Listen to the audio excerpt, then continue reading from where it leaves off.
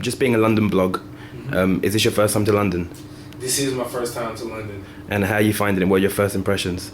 Be honest. The sun's shining for once. Well, I'll tell you this. When I landed, this old lady shook my seat because I reclined it. She's like, move your seat. And she just shook the shit out of my seat. And I'm like, are you serious?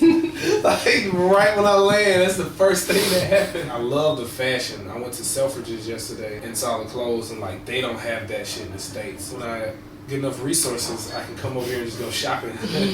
With that plug, they'll give you a day out. Yeah, there we go. Selfridges.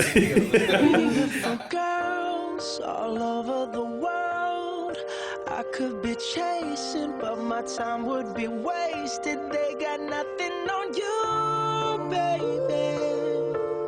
Yeah. Nothing on you. Nothing on you, baby. Nothing on you.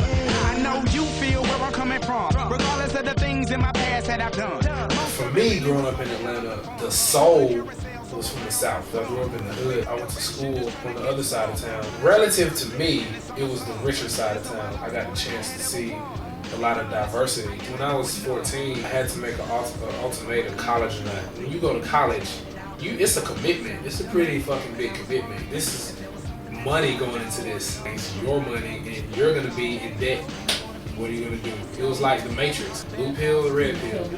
And I took the blue pill, or the red pill, whichever one led me here. Hip hop to the youth is like, it's like church. There's no other outlet that influences you more. I wasn't really old enough to get into clubs. Me and my manager, we had the gift of gab. I would go perform and then go home, go to sleep, get a few hours of sleep, wake up, go to school the next day. It was crazy because like I really did not like going to school, but the fact that I was doing that enabled me to go through school. Here's how I would explain B.o.B and Bobby Ray. B.o.B is like the moon, Bobby Ray's the earth.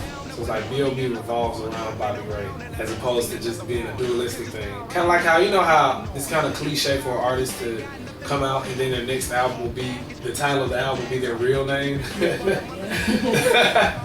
So it's like, I just want to go ahead and get that out the way. With this album, it definitely lives up to the title, The Adventures of Bobby Ray. Now you just release, I feel like I released everything in this album. I don't feel like I was holding anything back. The internet is definitely key to my exposure. Didn't have an album. My album's just now being released. It was like my way of staying relevant. I still had to support that with tangible things like actually going places, performing, inviting people who have blogs out to the show to really make it real and not just some internet hype. You can be placed in a box. Even being outside of the box can place you in a box because people always expect you to be outside the box. I honestly don't really care where I'm placed, but I just get bored easily, so I'm constantly like moving. Sometimes I may want to make a really cliche song, like make a really good song, I guess, and then sometimes I may want to make a really alternative, weird song.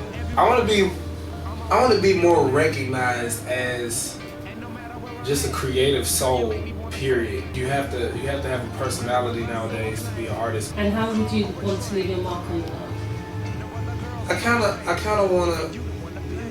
I just want to be remembered because I feel like I put a really good effort into sparking some type of change. Of course, it's everybody's dream to be a legend, but you can't really try to be a legend. You have to just be a legend. You have to just be a legend.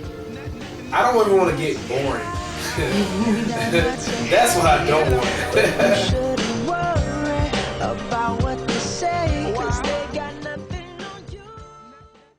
So, as far as the cello goes, now I'm just kind of, learning how to play it on stage. First, you have to actually learn it to where you can play it, and then you have to learn it well enough to play on stage. Meaning, you don't have to think about it. Yeah. But the thing is, about the cello, you're not gonna roam around the stage with a cello.